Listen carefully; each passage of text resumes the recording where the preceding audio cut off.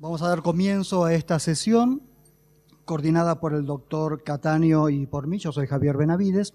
Vamos a comenzar con el trabajo titulado Alteraciones tiroideas y de la resistencia a la insulina en pacientes con enfermedad hepática grasa no alcohólica. Presenta la doctora Inés Alonso. Hola, buenas tardes. Muchas gracias por la invitación. Bueno, el título de este trabajo, como dijo recién, es de alteraciones tiroideas y de la resistencia a la insulina en enfermedad hepática grasa no alcohólica. El hígado graso no alcohólico es una hepatopatía crónica frecuente. Sus variables, la esteatosis simple y la esteatohepatitis, son indiferenciables sin la realización de la biopsia hepática.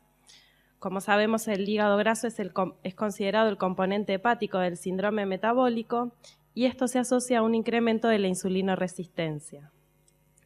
La insulina es una proteína que estimula la proliferación celular y la angiogénesis y se ha observado en pacientes eutiroideos con insulinoresistencia aumento de la presencia de bocio y nódulos tiroideos.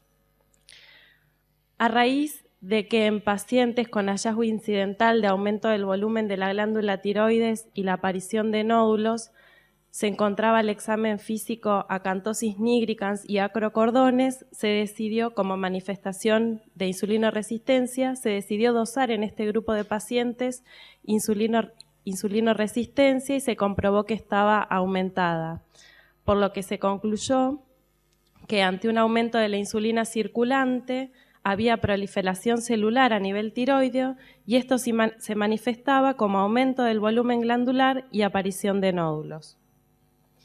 No se sabe hasta el momento si existe una asociación entre la presencia de esteatosis simple y esteatohepatitis con alteraciones a nivel tiroideo, de la morfología, cuando hablamos de la morfología. Nuestro objetivo fue evaluar la existencia de una asociación entre la presencia de enfermedad hepática grasa no alcohólica con alteraciones tiroideas y su relación con la insulinoresistencia. Se incluyeron 432 pacientes que concurrieron al servicio derivados por presentar dos de los siguientes criterios: hiperecogenicidad hepática en la ecografía abdominal, 2 o más de los componentes del síndrome metabólico e hipertransaminasemia. Como criterios de exclusión fueron pacientes portadores de otras hepatopatías agudas o crónicas, tiroideopatías autoinmunes y oneoplasias. De los 432 pacientes, en 127 se llegó al diagnóstico por biopsia hepática de enfermedad de hígado graso y de estos, 68 presentaban función tiroidea normal y autoanticuerpos tiroideos negativos. Las variables analizadas fueron alteración de la morfología tiroidea a través de una ecografía, se midió el volumen tiroideo y se constató la presencia o no de nódulos y determinación de la insulinoresistencia a través del OMA.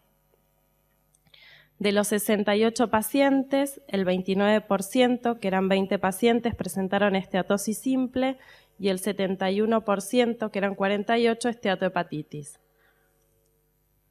Al analizar las variables, que la primera fue la morfología tiroidea, de los pacientes con esteatosis simple, 40% presentaban alteración de la morfología tiroidea y de los pacientes con esteatohepatitis, 50% presentaban alteración de la morfología tiroidea.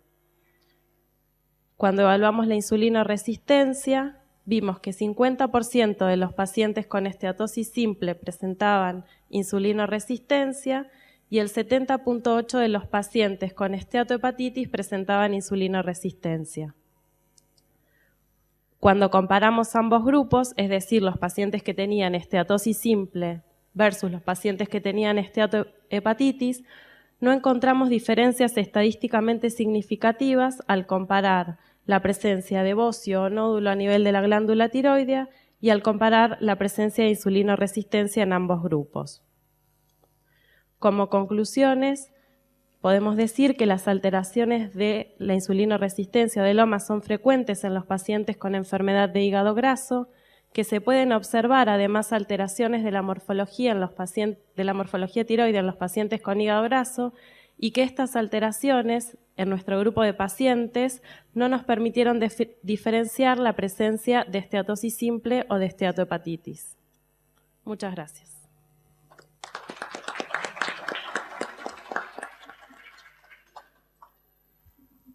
Bueno, muchas gracias por el trabajo, doctora. Hay tiempo para 2 o 3 preguntas. No sé si alguien del público quiere preguntar algo. Yo tengo una pregunta, pero que no tiene que ver con la tiroides específicamente. Veo que tienen un porcentaje importante de NASH en las biopsias. Me interesa saber cuál es el criterio que emplearon para decidir la biopsia en estos pacientes. Lo que nosotros le realizamos a todos los pacientes, hay un día en el servicio que vemos solo pacientes con hígado graso, y lo que le realizamos a los pacientes previo a la biopsia es el score de BARD.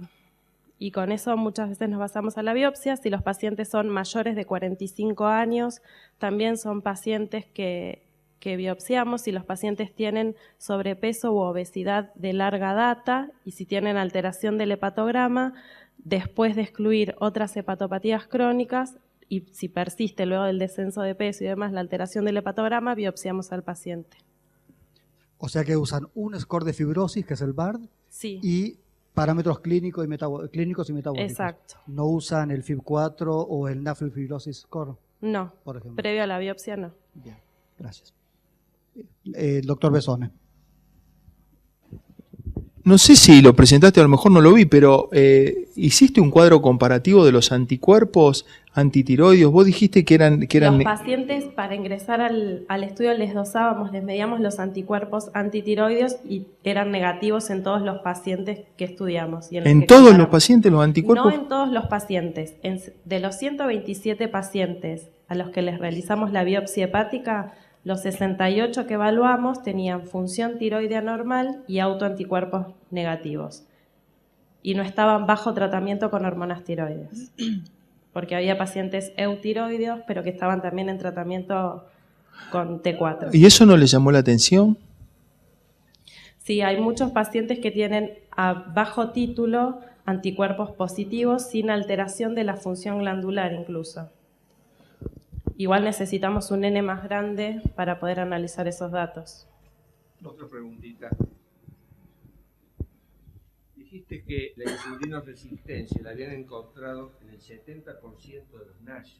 Sí. Parece poco. En el 70%, que en ese caso eran 48 pacientes.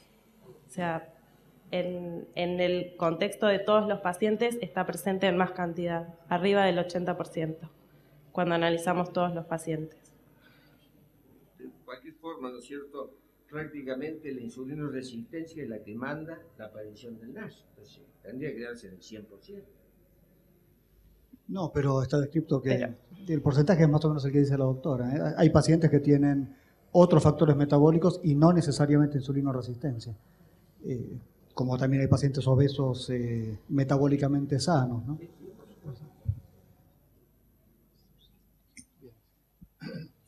¿No hay más preguntas de la sala? Gracias, doctora. Pasamos al siguiente expositor.